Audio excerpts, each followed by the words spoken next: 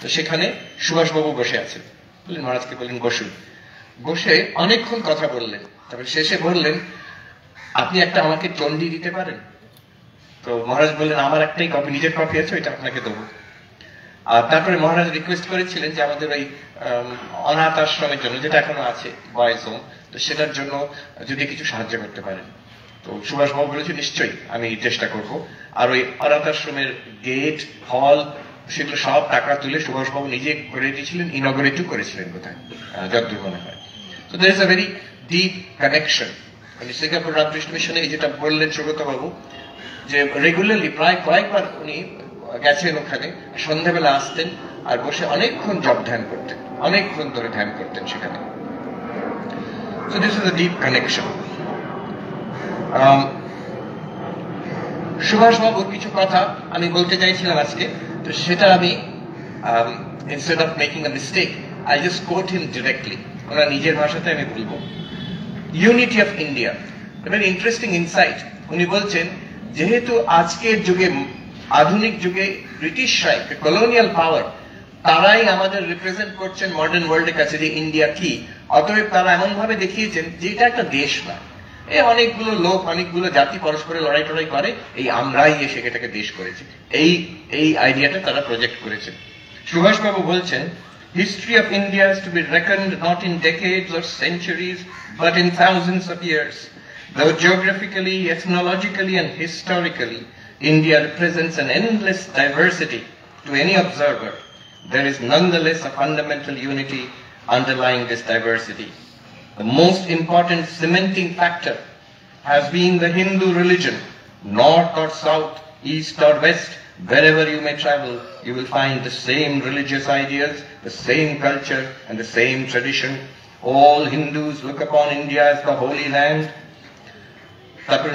He writes about sacred rivers, Chardham, Shankaracharya, Aurobindo, Vivekananda. He says, everywhere the same scriptures are read, and the epics, the Mahabharata and the Ramayana are equally popular wherever you travel. একটা আমার অদ্ভুত অভিজ্ঞতা হলো, this is an interesting role that the British have played in our psychology. এই মাস কয়েক আগে আমি লন্ডনে গেছিলাম, ওখানকার মহারাজ যিনি আছেন বেদান্ত সোসাইটি, তিনি আমাকে ঘুরিয়ে দেখালেন সবচেয়ে বড় cathedral, Saint Paul's cathedral. So even অনেক ভারতীয়রা আমার সঙ্গে আছে, সবাই ছবি তুলছে, কি সুন্দর কি সুন্দর। সেখানে আমরা গেলাম তলায় ক্রিপ্ট, তো সেখানে ওয়েলিংটনের টুম আছে, লর্ড নেলসনের টুম আছে, তো সবাই বলছে আচ্ছা দারুণ ব্যাপার, তো তার এই করেছে সেই করেছে। আমার যেন কেন একটা সহ্য হলো না। আমি বললাম দেখুন, যারা ভারতীয়রা ছিল সেখানে, ওখানে সামনে দাঁড়িয়ে, যে এই Lord Wellington no doubt he is a hero for the English nation, no doubt নেপোলিয়নকে হারিয়েছেন, কিন্তু আপনারা জানেন ইনি কে ছিলেন? উনি কে ছিলেন? The same Arthur Wellesley, sir Arthur Wellesley, যিনি এখানে ভারতবর্ষে এসে, he is the one, is a military commander, দুই ভাই ছিলেন, this is the military commander, যিনি টিপু সুলতানকে হারিয়েছিলেন আর মেরেছিলেন, আর number of military victories because of him, is a brilliant commander, no doubt. তার জন্যই the East India Company got a firm foundation in India. ভারতবর্ষে রাজত্ব ওরা করছে এই লোকটার জন্য, কিন্তু যে আপনার প্রশংসা করছেন কি সুন্দর, অলরাইট কি সুন্দর, বাট দিস কনসেপশন। তারপর আমি বললাম এই পরবর্তীকালে লর্ড ওয়েলিংটন হয়েছেন, নেপোলিয়নকে হারিয়েছেন, ওয়াটারলুতে, no doubt all of that is there. আমি আবার বললাম যে দেখুন, এটা হচ্ছে সবচেয়ে ইম্পর্টেন্ট ধর্মীয় cathedral in England, but look at the interesting conception of nationality there, যেটা আমাদের নেই। কিন্তু ওপরে যেখানে শ্রাইন আছে, যেখানে সার্ভিসেস হয়, বড় বড় সব ফ্ল্যাগ ঝুলছে। আমি বললাম আপনারা জানেন সেই ফ্ল্যাগ গুলো কি? পুরানো পুরানো পতাকা। তখন না, কিসের ফ্ল্যাগ? সত্যি তো অনেকগুলো ফ্ল্যাগ ঝুলছে। এগুলো ইম্পিরিয়াল আর্মি, ব্রিটিশ আর্মির বিভিন্ন রেজিমেন্টের ফ্ল্যাগ, যারা সারা পৃথিবীতে বিভিন্ন জায়গায় যুদ্ধ করে, জয় করে, কলোনাইজ করে, যেখানে যেখানে যুদ্ধ করেছে, তাদের সব রেজিমেন্টাল ফ্ল্যাগ গুলো ঝুলছে। আপনারা কখনো ভাবতে পারেন আমাদের কোন মন্দিরে একটা মিসাইল কিংবা একটা ট্যাঙ্ক, অমুক অমুক জেনারেল, তার নামে যিশুও আছেন আর লর্ড ওয়েলিংটনও আছেন, আর যুদ্ধও হচ্ছে? What this represents, this institution represents, আমার চোখে, আমি একটু ক্রিটিকের চোখে দেখছি, আমাদের দিকে it's a deadly, a lethal combination of nationalism, religion and colonialism. এটা কিন্তু আমাদের দেশে কখনো ছিল না বলে আমরা চিনতে পারি না এটাকে।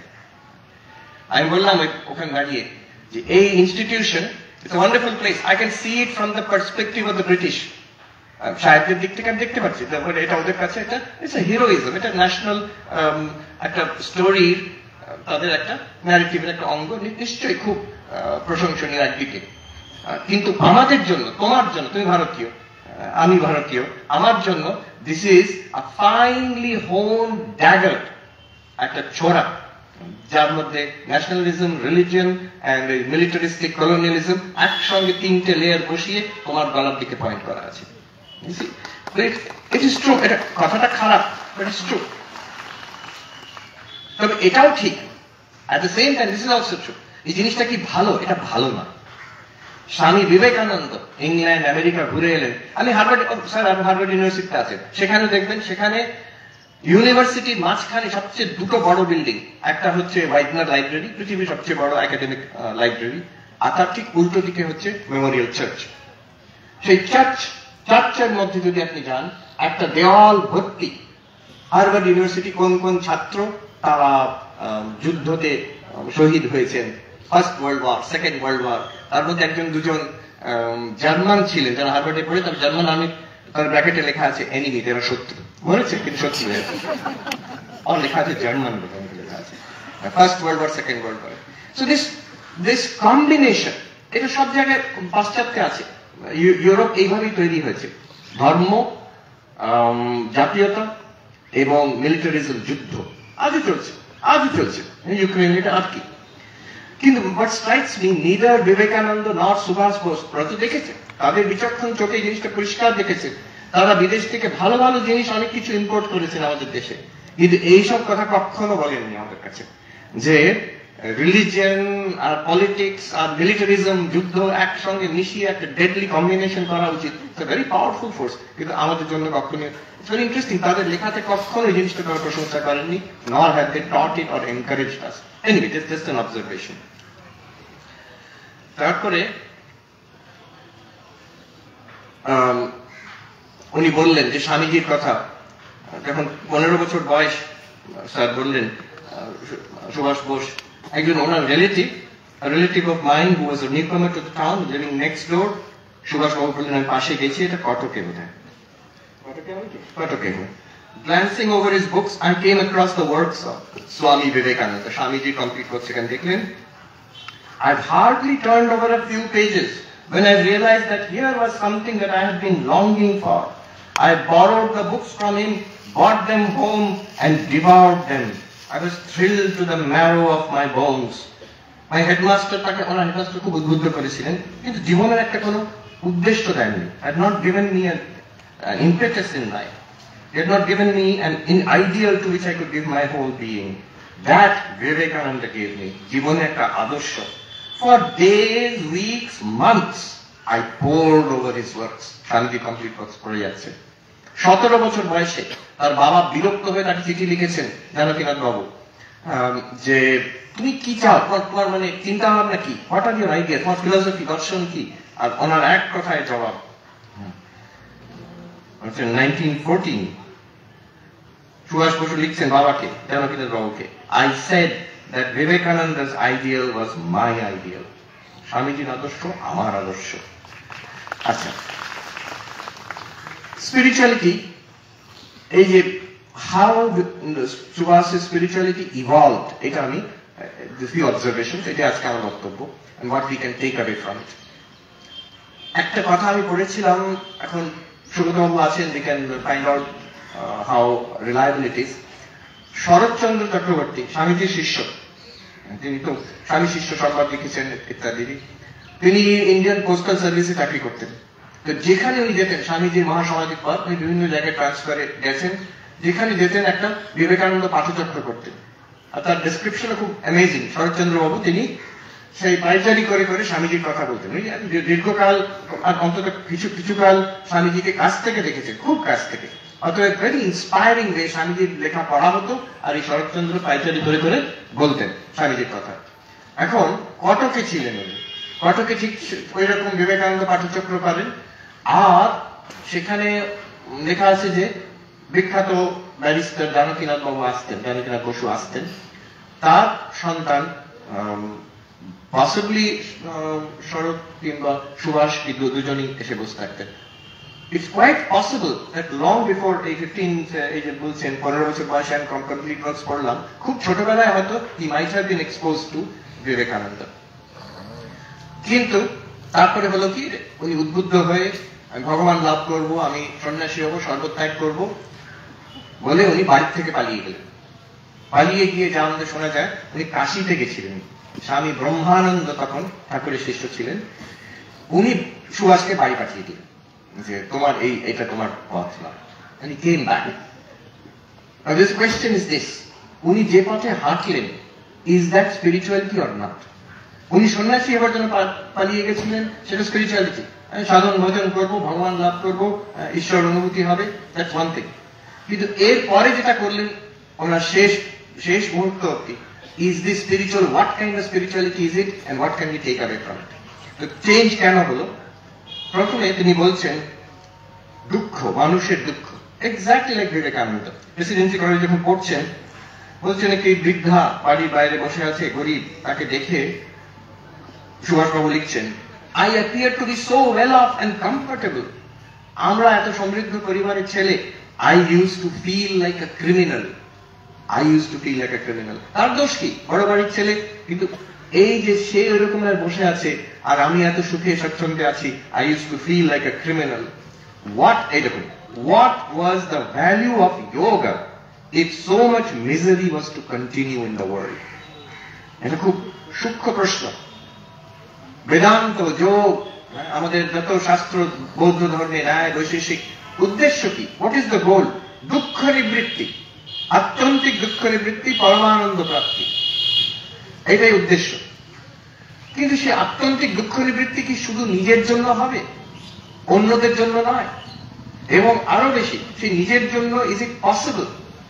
অন্যরা যখন আশেপাশে এত দুঃখ আছে, পরাধীন দেশ, এত famine and mass poverty and illiteracy, Swamiji বলছেন, do you feel that this land of the gods, সেখানে দেবভূমি, সেখানকার মানুষ have become next door neighbors to beasts? তারা পশুতুল্য হয়ে গেছে, খেতে পায় না, অনাহার, তাদের শিক্ষা নেই, জীবনে কোনো আশা নেই, আলো নেই।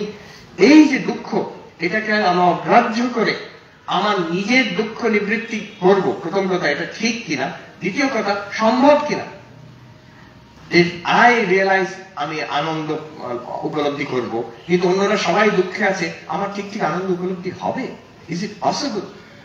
এই যে a private spirituality is not very spiritual at the end of the day. This idea, the private spirituality is not very spiritual at the end of the day. আরেকবার উনি বলছেন, উনি রোগীদের সেবা করতে গেছেন। এক সপ্তাহের মধ্যে আমার চোখ খুলে গেল। A week's experience opened a new world before my eyes and unfolded a picture of real India, where poverty stalks over the land, men die like flies, and illiteracy is the prevailing order. Sister Nivedita যখন এসছেন জাহাজে স্বামীজির সঙ্গে, ভারতের কথা এত শুনেছেন, এইরকম সুন্দর দৃশ্য দেখছেন, জাহাজ ভারতবর্ষের কাছে আসছেন, স্বামী হাউ পিসফুল, কি শান্ত, কি সৌম্য পরিবেশ। স্বামী বিবেকানন্দ সঙ্গে সঙ্গে বকলেন সিস্টার নিবেদিতাকে, no, this is the peace of the grave. এই শ্মশানের কবরস্থানের শান্তি। মানুষ খেতে পাচ্ছে না এখানে, পরাধীন, অন্য শক্তির পদতলে দলিত, শিক্ষিত নয়, তারা সুপারস্টিশিয়াস, স্টার্ভিং, ইলিটারেট। এই শান্তি প্রকৃত শান্তি নয়, এই শ্মশানের শান্তি, তমগুণের শান্তি। সুভাষবাবু এইটাই দেখলেন। তারপরে আরেক জায়গায় বলছি, তো কি করে নিজেকে ডেভেলপ করবেন? He was clear, in practical life I was going to emulate Ramakrishna and Vivekananda as far as possible. The intellectual doubt which assailed me needed satisfaction. That satisfaction would not have been possible without some rational philosophy. একটা জীবনের দর্শন দরকার। Young people, অনেকে আছে idealistic, there is energy and idealism, কিন্তু একটা দর্শন দরকার যে আমার জীবন, আমি কে, এই জগৎটা কি, আর একটা আলটিমেট রিয়ালিটি কিছু আছে কিনা, and what is my role, আমি যদি আধ্যাত্মিক হতে চাই কিভাবে হব। একজন এসে বলছেন স্বামী বিবেকানন্দকে যে আমি কিন্তু ঘর বন্ধ করে অনেকক্ষণ, দরজা জানলা বন্ধ করে অনেকক্ষণ ধ্যান করি, কিন্তু কোনো শান্তি পাই না। স্বামীজি তাকে বললেন যে তুমি দরজা জানলা খুলে দাও, এই দেখো বাইরে কে রুগী, কে অশিক্ষিত, কে গরিব আছে, তাদের গিয়ে সেবা করো, নাহলে তখন তুমি শান্তি পাবে। This is a very interesting thing. আমি অন্যদের কাট অফ করে শান্তি পাওয়ার চেষ্টা করছি, হচ্ছে না। শরৎ বাবুকে তিনি লিখছেন 1913 ছোটবেলায়, what was India and what is she now? What a terrible change, but there is hope yet. The angel of hope, angel of hope has appeared in our midst to put fire in our soul and to shake off our dull sloth. It is the saintly Vivekananda. There stands he with his angelic appearance, his large and piercing eyes, and his sacred dress, to preach to the whole world the sacred truths lying embedded in Hinduism. Like he prose.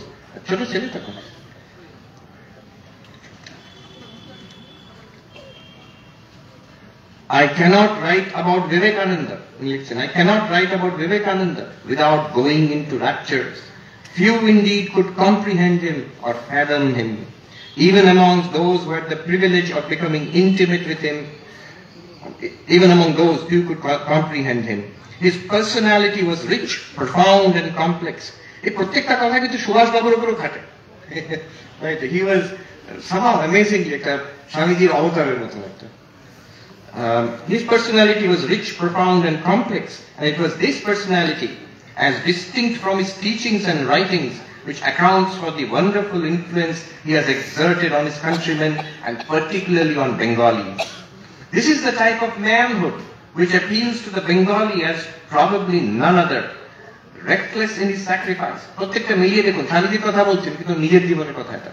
Reckless in his sacrifice, unceasing in his activity, boundless in his love, profound and versatile in his wisdom, exuberant in his emotions, merciless in his attacks, but yet as simple as a child. He was a rare personality in this world of ours, and so was Subhash Babu. So was Subhash Babu, no doubt.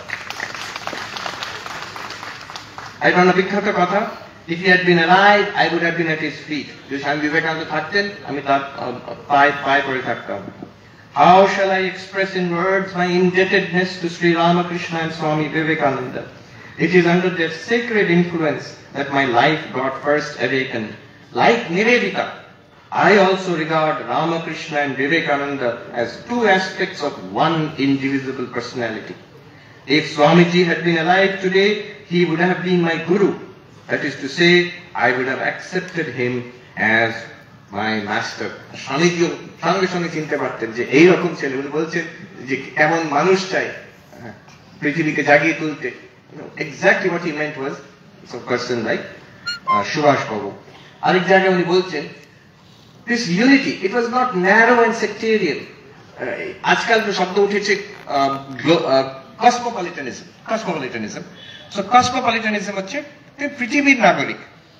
You are not limited by your culture, religion, place of birth. You are a dweller in a cosmopolis. Kolkata যেমন cosmopolis. So you are part of multiple cultures. আলাদা আলাদা নয়, we mix in these cultures. And cosmopolitanism আজকের ভাষায় দুরকম হতে পারে, একটা রুটলেস, একটা রুটেড হতে পারে। রুটলেস একটা হতে পারে, বলবো কিনা ভাবছি, একটু বলেই দিই।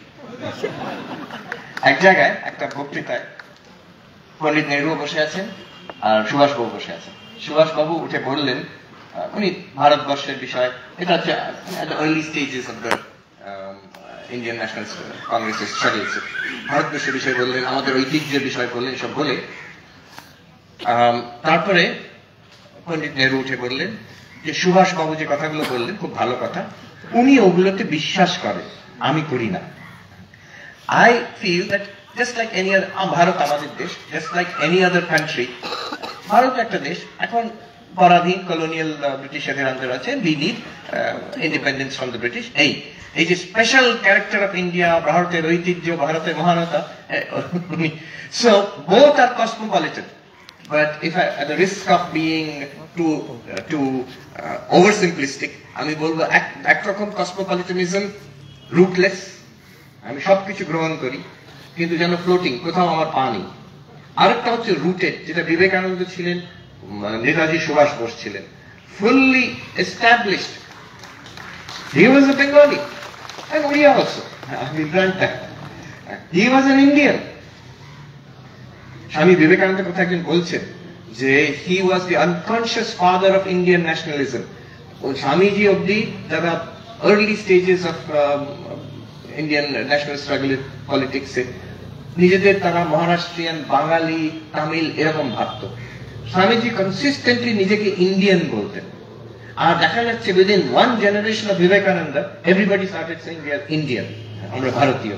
এটা সুভাষবাবুর মধ্যে খুব ছিল, this rooted nationalism, rooted nationalism তো বটেই, rooted cosmopolitanism, but open, কাউকে তিনি বাদ দিচ্ছেন না।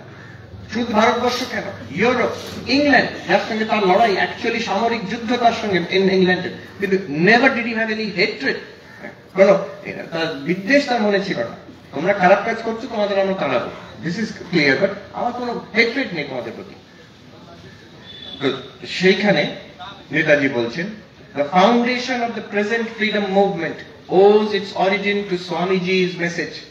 আমাদের freedom struggle, the root is Swami Vivekananda. If India is to be free, it cannot be a land especially of Hinduism or of Islam. It must be one united land of different religious communities inspired by the ideal of nationalism. Indians must accept wholeheartedly the gospel of harmony of religions, which is the gospel of Ramakrishna Vivekananda, Jato Mat Tato Pat. The harmony of all religions, which Ramakrishna Paramahamsa accomplished in his life's endeavor, was the keynote of Swamiji's life. And this ideal again is the bedrock of nationalism of future India. Without this concept of harmony of religions and toleration of all creeds, the spirit of national consciousness could not have been built up in this country of ours, full of diversities. Eta hocche tar ki grand vision, ekta udar drishti. No one was a greater patriot than him. No one was more well versed in Vedanta. আমি খুব বেশি পড়িনি তার, যেটুকু পড়েছি এক জায়গায় আমার এখনো মনে আছে। তিনি শঙ্কর পড়লেন, রামানুজ পড়লেন, আমি expresses A preference for Ramanuj over Shankar, গভীরভাবে বেদান্ত দর্শন ঘেঁটেছেন। এই তো আপনি পড়লে, সুগত বাবু বলছিলেন তিনি বার্গসন থেকে কোট করছেন, শোপেনহাওয়ার থেকে কোট করছেন। So widely red in Eastern, the literature of the East and the West, philosophy and spirituality, fully rooted in India, but completely open to the world. যেমন স্বামীজি ছিলেন, তেমন তার সুযোগ্য শিষ্য Netaji Subhash Bose. One last word about spirituality. আমরা কি শিখতে পারি? এই যে তিনি আমি ধ্যান করব, শাস্ত্রপাঠ করব, ঘর ছেড়ে পালিয়ে গিয়ে গেরুয়া করে সন্ন্যাসী হব, এই এক রকমের অধ্যাত্ম। It's correct. উনি এটাকে রেপুডিয়েট করছেন না। ওনার শেষ জীবন অব্দি কি শ্রদ্ধা ছিল রামকৃষ্ণ মঠ মিশনের সন্ন্যাসীদের প্রতি, কিন্তু আরো উনি যেন বিস্তার লাভ করে, যেটা রাজা মহারাজ স্বামী ব্রহ্মানন্দ বলেছিলেন, তোমার অন্য পথ। সিস্টার নিবেদিতা বলছেন যে স্বামী বিবেকানন্দের আসল ফিলসফি কি, one and the many are the same reality seen by different minds in different attitudes. যে এক ব্রহ্ম আর এই জগৎ, বিশ্ব ব্রহ্মাণ্ড, it's the same reality. মার একটা কথা আছে, যা আছে বাবা এইখানেই আছে, তোমার ভগবান ব্রহ্ম ঈশ্বর এই এখন এখানে আছে, এইখানে যদি দেখতে পাও। ঠাকুর বলতেন যার আছে হেতা তার আছে সেতা, যার হেতা নেই তার সেতাও নেই।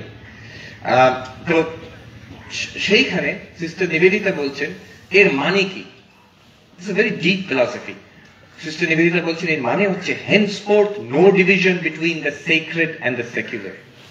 To labor is to pray. To have and hold. To conquer is to renounce.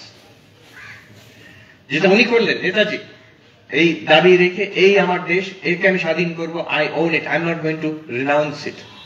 This is as sacred, as spiritual, যে সন্ন্যাসী গেরুয়া করে চলে যাবে, that is also স্পিরিচুয়াল, এটাও ইকুয়ালি স্পিরিচুয়াল। তারপরে নিবেদিতা বলছেন, this makes Vivekananda the meeting of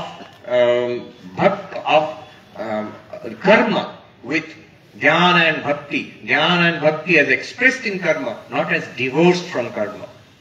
আমি ভক্ত হব কি জ্ঞানী হব, অতএব আমি কর্মজীবন বাদ দিয়ে দিলাম, ওটা একরকমের, that's a narrower spirituality.